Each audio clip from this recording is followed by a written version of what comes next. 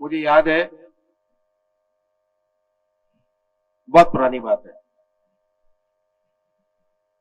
25 या 30 साल हो गए होंगे इस बात को। इसी स्कूल में यह एक प्लेटफॉर्म था और एक कमरा था। समय यही था, मई का। हमारे महाराज जी उस टाइम प्रोग्राम करने के लिए दिल्ली से पधारे और दिन भी सैटरडे संडे का था, शनिवार इतवार। शनिवार की सुबह आए, बड़ी गर्मी थी, लू चल रही थी, प्लेटफॉर्म था, एक कमरा था यहां पर।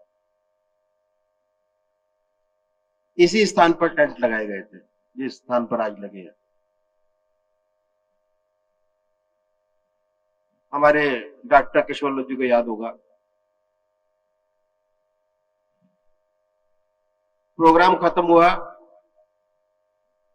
उस टाइम श्री राधे वल्लभ जी बहुत पुराने सत्संगी गुरु भाई में नातेदार, दोनों चीज थे, रिश्ते में भी थे और सत्संग में भी थे। मथुरा से पधारे हुए थे। डॉक्टर साहब ने और डॉक्टर केशवल्लभ जी ने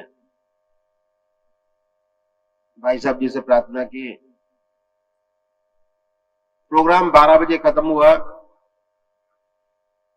बहुत पुरानी गाड़ी थी अम्बेसडर, उस टाइम पर एक अम्बेसडर थी और एक जीप थी, उससे भाई साहब जी दिल्ली से पधारे थे। कुछ नहीं था, यहां सामने फालसे के पेड़ लगे हुए थे, छोटे छोटे झाड़ियां थी फालसे की, और बेकल जो बाउंड्री वाले सामने की, ये भी पूरी नहीं थी, ये भी उधड़ी हुई टूटी हुई सी उस टाइम पर थी। प्रोग्राम खत्म हुआ, सब भाई लोग चलने लगे, तो श्री राधे वल्लभ जी जो रिश्ते में हमारे चाचा जी भी लगते हैं, और डॉक्टर केशवल्लभ जी, भाई साहब जी से प्रार्थना की कि गर्मी बहुत बहुत है, लू चल रही है, अगर रात को यहां विश्राम करके सुबह यहां से निकला जाए वापसी के लिए तो आपके लिए अच्छा होगा, गर्मी बहुत। महाराज जी तैयार हो गए कि ठीक है सुबह निकल जाएंगे। हम लोग छोटे छोटे हुआ करते थे उस टाइम पर। सामने क्योंकि झड़बेरी फालसे के पेड़ लगे हुए थे, थोड़ा अच्छा लगा, कभी देखे नहीं थे कि फालसे लगते कैसे। हम लोग वो तोड़ने के लिए निकल गए बाहर।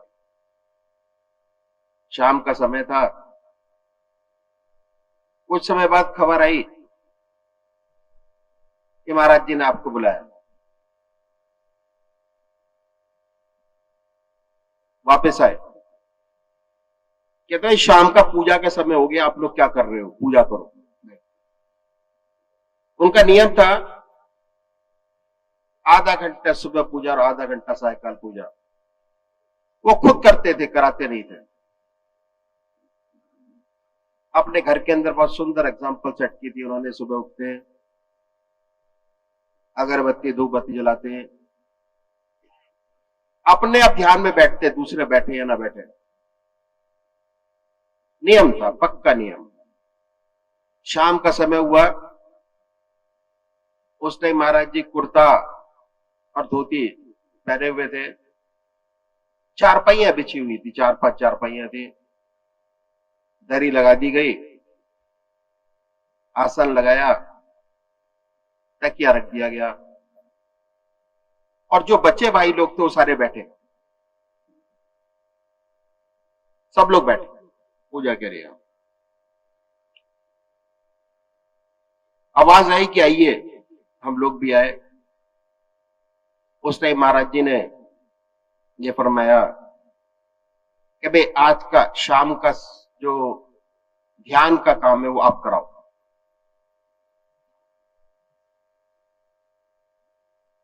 मेरे मुंह से यही निकला कि हमें तो कुछ आता नहीं, हम क्या कराएंगे। कहते नहीं, कराओ। आज्ञा थी। वहां पर आसन पर बैठे, सफेद चादर बिछी हुई थी, तकिया गद्दी लगाई हुई थी, बैठे। जो तरीका है भजन गाने का, तो मैंने उस टाइम पर ये कहा कि भाई किसी को भजन आता हो तो गाओ। कोई एक तो शेरगढ़ के सत्संगी भाई हैं, नाम भूल रहा हूं उनका मैं, मेरे को याद नहीं है, शक्ल याद है उनकी। शायद यहां बैठे हो तो अपने आप निकल के आएंगे। 30 साल पहले की बात है, पहला प्रोग्राम शेरगढ़ का हम लोगों ने अटेंड किया। आ जाइए, आगे आ जाइए।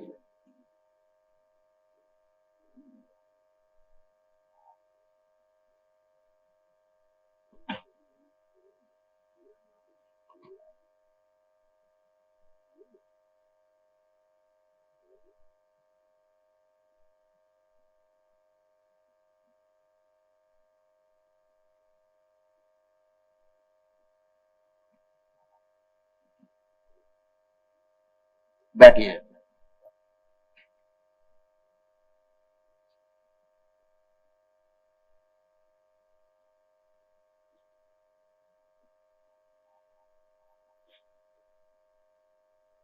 तो आपने भजन गाना शुरू किया,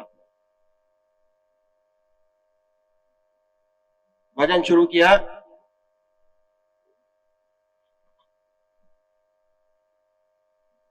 तो जैसे कैसेट में सुई रुक जाती है बीच में, एक लाइन बोली, सुई रुक गई, दोबारा शुरू किया तो वहीं से शुरू किया, फिर सुई रुक गई, आगे पता ही नहीं कि क्या बोलना है, फिर वही शुरू किया। आधे घंटे में 20 मिनट तक यही चलता रहा। तो मन के अंदर ये विचार आया कि आधे घंटे का, भाई साहब जी ने कहा था, महाराज जी ने, कि भाई आधे घंटे की पूजा होगी, आपने तो 20 मिनट सिर्फ एक ही भजन की एक लाइन गाने में लगा दिए, और अगर पूरा भजन गाते तो पता नहीं कितने घंटे लगते।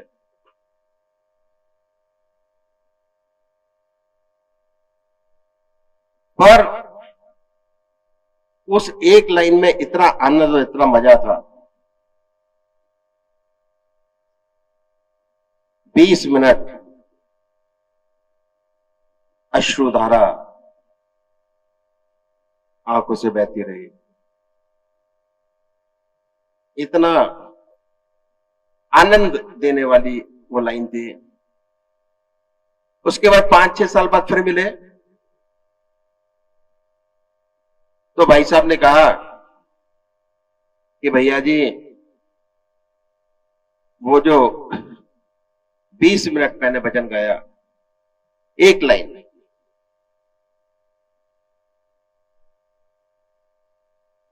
उतना आनंद आज तक जिंदगी में नहीं आया जितना उस टाइम पर आया। क्या खोया, क्या पाया, आप ही की आत्मा जानती है। तो अभी हम अपना प्रोग्राम शुरू करेंगे, और मैं आपसे प्रार्थना करूंगा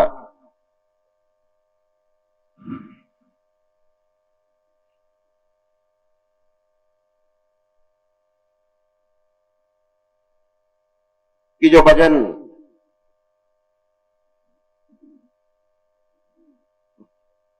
अधूरा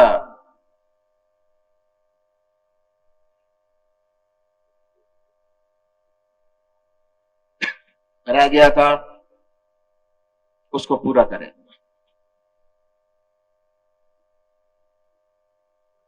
ठीक है, इन्हीं शब्दों